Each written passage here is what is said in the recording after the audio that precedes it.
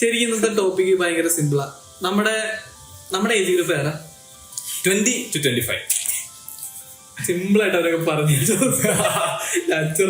ചോദിക്കുന്നു ഉത്തരം പറയുന്നു. 20 to 25 ഏജ് ഗ്രൂപ്പില് ആൾക്കാർ ജനറൽ ആയിട്ട് ഫേസ് ചെയ്യുന്ന അവർക്ക് റിലേറ്റബിൾ ആയിട്ടുള്ള കുറച്ച് സംഭവങ്ങളെ പറ്റി നമ്മൾ വെറുതെ സംസാരിക്കുന്നു. Depression may be. അപ്പം നമ്മള് ഫേസ് ചെയ്യുന്ന നമ്മുടെ മുമ്പിലുള്ള ആൾക്കാർ ഫേസ് ചെയ്യുന്ന സംഭവങ്ങളെ പറ്റി സിമ്പിൾ ആയിട്ട് നമുക്ക് സംസാരിച്ചു പോകാം. അത്രയും. ഈ കരിയറിനെ പറ്റി പറയുമ്പോഴാണ് ഒരുപാട് ക്വസ്റ്റ്യൻസ് കേൾക്കേണ്ടി വരുന്ന ഒരു ഏജ് ഗ്രൂപ്പാ ഡിപ്രഷൻ നമ്പർ 2. ഒരുപാട് ക്വസ്റ്റ്യൻസ് എന്ന് പറഞ്ഞു കഴിഞ്ഞാൽ പാസ്സായില്ലേ, PGക്ക് പോകുന്നുണ്ടോ, ജോലി കിട്ടിയോ, കല്യാണം കഴിക്കുന്നില്ലേ, മക്കളായില്ലേ, എന്തെങ്കിലും കുഴപ്പമുണ്ടോ, പരിചയത്തിലൊരു ഡോക്ടറുണ്ട്. ഇതൊരു ലൂപ്പായിട്ട് വീണ്ടും കറങ്ങും അടുത്ത ജനറേഷൻ വരുമ്പോ സംഭവിച്ചോണ്ടിരിക്കും. അപ്പം എന്റെ ഒരു ഫ്രണ്ട് ഉണ്ട് കേട്ടാ, ഇവന്റെ ലൊക്കാലിറ്റിയിൽ ഒരു അമ്മാവനുണ്ട്. ഇങ്ങനത്തെ ഹോബി എന്താന്ന് വെച്ച് കഴിഞ്ഞാല് ഈ ഏജ് ഗ്രൂപ്പിലുള്ള ചെക്കന്മാരെ കണ്ടുപിടിച്ച്, ചെക്കന്മാരെയും പെൺപിള്ളേരെ ഒക്കെ കണ്ടുപിടിച്ച് ഇവരോട് ചോദിക്കലാണ് ഇയാളുടെ ഹോബി. ജോലി ആയില്ലേ, ജോലിക്ക് പോകുന്നില്ലേ, പാസ്സായോ, പണി കിട്ടിയില്ല, ശമ്പളം എത്രയുണ്ട്, ഇതാണ് ഇയാളുടെ ഹോബി. അങ്ങനെ ഇവരോട് 2-3 വട്ടം ചോദിച്ച് പിന്നെ ഇവൻ കുറച്ചാൾ പുറത്തൊക്കെ പോയി, ബാംഗ്ലൂർ അവിടെയൊക്കെ വർക്ക് ചെയ്യാൻ പോയിട്ട് പിന്നെ കുറെ നാൾ കഴിഞ്ഞപ്പം ഇയാളെ വീണ്ടും കാണുക. ഈ അമ്മാവനെ വീണ്ടും കാണുന്ന സമയത്ത് ഇവനോട് ലിഫ്റ്റ് ചോദിച്ചു. ഇയാള് വണ്ടി കയറിയപ്പം സെയിം സംഭവം. ഇയാള് മറ്റേ ചോദ്യം ചോദിക്കുക, എന്നാ ഈ ജോലിയായോ, ശമ്പളം എത്ര ഉണ്ട്, ഓക്കെ. ഇവൻ എടുത്ത വായിക്ക്. ഇവന് മടുത്ത ഇയാളെ കൊണ്ട് ഇവൻ എന്ത് ചെയ്യുന്നറിയോ, ഇവൻ പറഞ്ഞ് ജോലിക്കായി അടുത്ത ഇനോവ ഇറക്കാൻ പോവാ, ഒരു പരിപാടി ഉണ്ട്, ഒരു 3000 രൂപ തന്ന അമ്മാവനെ ഞാൻ ചേർക്കാം. അപ്പൊ അമ്മാവന് ആൻസൈറ്റി ചെയ്യാൻ കൊള്ളാണ്ട പോലെ പരിപാടി എന്താ സംബന്ധിച്ച് അമ്മാവനൊരു 3000 തരിക. അമ്മാവന്റെ വലത്തെ കാലിന്റെ അടിയിൽ ഒരു 10 പേരെ കയറ്റുക, ഇടത്തെ കാലിന്റെ അടിയിൽ ഒരു 10 പേരെ കയറ്റുക.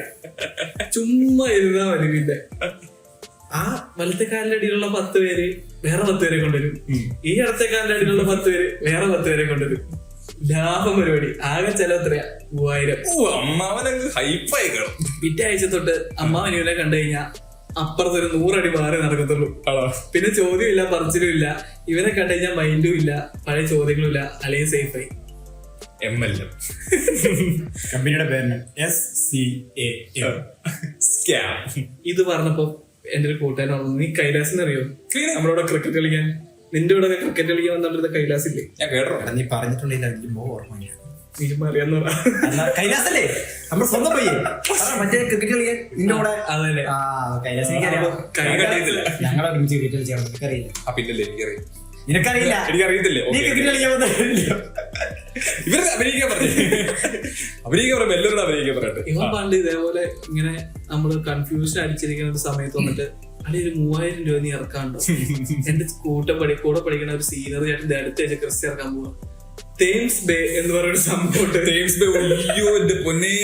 എന്നിട്ടിടാ വീഡിയോ ആയി, റീലായി, ഓരോ സ്ഥലത്തിൽ പോയി ബെൻസ് ഇറക്കുന്നു, ഓടി ഇറക്കുന്നു. ഇതാ ഓടി ക്യൂസ് ആണോ, ഏതൊക്കെയോ വണ്ടി ഇറക്കുന്നു.